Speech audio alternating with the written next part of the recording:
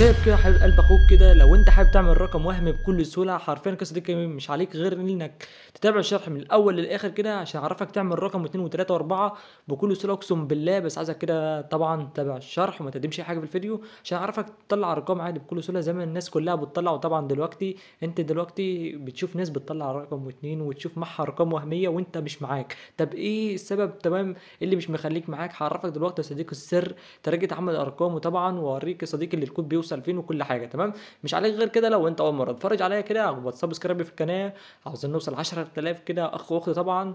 وما تنساش اللايك والكومنت اللي شبهك، وطبعا عشان الفيديو ينتشر في اسرع وقت وغيرك يستفيد. يلا بنكتب على الشرح على طول، مش حابب اطول عليك ويلا بينا. طبعا اصلك كده سيب لك لينك الموقع اللي انت شايفه ده. طبعا لينك الموقع ده انا بسيبه كتير تمام ونزلته كذا مره، لان الموقع ده اقسم بالله افجر موقع هتشوفه في مجالك تما. لان الموقع ده اصلا كل 24 ساعه و48 ساعه بينزل له تحديثات. تمام، طبعا لما تدوس كده على اللينك اللي لك في اسفل الفيديو هيحولك على الموقع اللي انت شايفه ده. طبعا عندك هنا يا صديقي تعرف تعمل رقم امريكي المملكه المتحده، وعندك هنا استراليا، عندك هنا كندا، وعندك هنا طبعا النمسا، عندك هنا فرنسا، عندك هنا الدنمارك، عندك هنا السويد دوله، هنا عندك فنلندا، عندك هنا تيمور الشرقيه، عندك هنا طبعا دوله بلجيكا، عندك هنا هولندا. تمام، اكتر دول يا صديقي عندك هنا شغاله هتلاقيها يا صديقي عندك هنا فرنسا، وعندك طبعا هنا عندك هنا الدنمارك، السويد، فنلندا، هولندا فقط. تمام، اكتر خمس ست دول كده اهو. اكتر دول ديت هم اللي شغالين في الموقع، بس اكترهم يا صديقي اللي هي دوله فنلندا. تمام، اول حاجه يا صديقي هسيب لك طبعا حاجه كده كل المجال اصلا شغال بيها بس هو مخبيها مش اكتر. تمام، تعالى كده اوريك حاجه يا صديقي كده.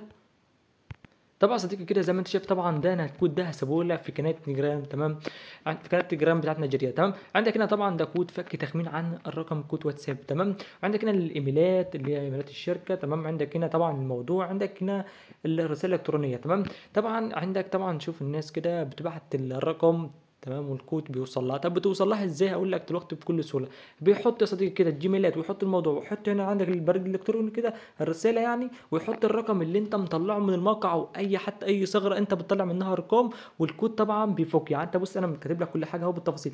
بعد ما يردوا عليك انتظر 20 ثانيه ويرد عليهم مره تانية بالرقم المخمن، يعني التخمين وكده اللي هو طار مخمن. تمام، هيفك الرقم تخمين وتبعت الكود في اي وقت مش تحت شرط اللي هو راس الساعه، وهيفك معاك التخمين يا صديقي وتطلب كود في اي وقت عامه. ومبروك عليك الرقم يا صديقي بكل سهوله. وبس كده يا صديقي، طبعا هسيب لك لينك الثغره دياتي اللي هو كود فك تخمين هسيبها لك في قناه نجرام. ويلا بينا كده يا صديقي كده على الموقع بتاعنا.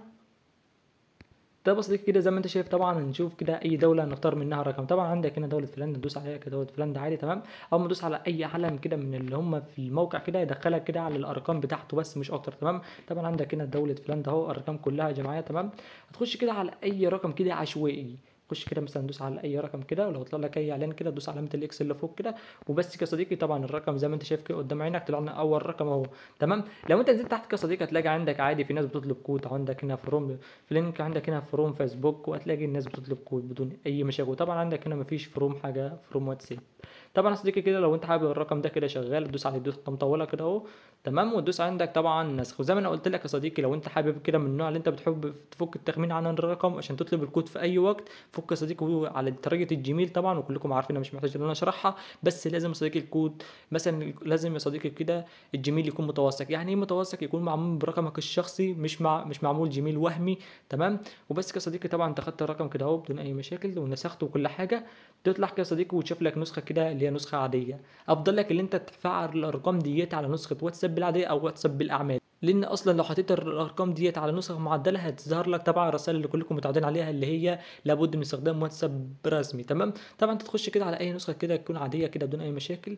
سنه كده لما تفتح بعد كده يا صديقي تدوس عندك هنا المفاجأة والمتابعة، وطبعا هتحط هنا الرقم اللي احنا نسخناه مع بعضينا اللي هو ده. تمام، اللي هو دولة فنلندا. تمام، هتحط طبعا رمز الدولة بتاعت فنلندا عادي بدون أي مشاكل اللي هو 358. تلغي كده أول تلات أرقام كده من الدولة. بعد كده يا صديقي زي ما أنا قلت لك كده بعد ما تفك التخمين عنه أو تستنى رأس الساعة، الثغرة بتشتغل على رأس الساعة وبتشتغل تخمين. تمام، يعني انت مثلا انا سايب لك الكود وسايب لك كل حاجه جاهزه، مش معاليك بس غير اللي انت لو انت حابب تفك التخمين تمام فك، لو انت حابب تستنى راس الساعه صديقي برضو مفيش اي مشكله. تمام، طبعا انت مثلا مستنى راس الساعه مثلا زي ما انا قلت لك كده مثلا عندك هنا الساعه 9 الا ربع كده، اول ما تيجي الساعه 10 بالظبط تطلب كود عادي بدون اي مشاكل والكود هيوصل لك على الموقع بالظبط كده. بس كده يا صديقي يكون كده خلصنا من الشرح طبعا بتاع النهارده. وما تنساش طبعا اللايك والكومنت اللي شبهك، ما تنساش برضو الاشتراك وتفعل زر الجرس عشان يوصلك كل ما هو جديد. وبس كده يا صديقي، واسيب لك لينك كود فك التخمين واسيب لك لينك الموقع في اسفل الفيديو.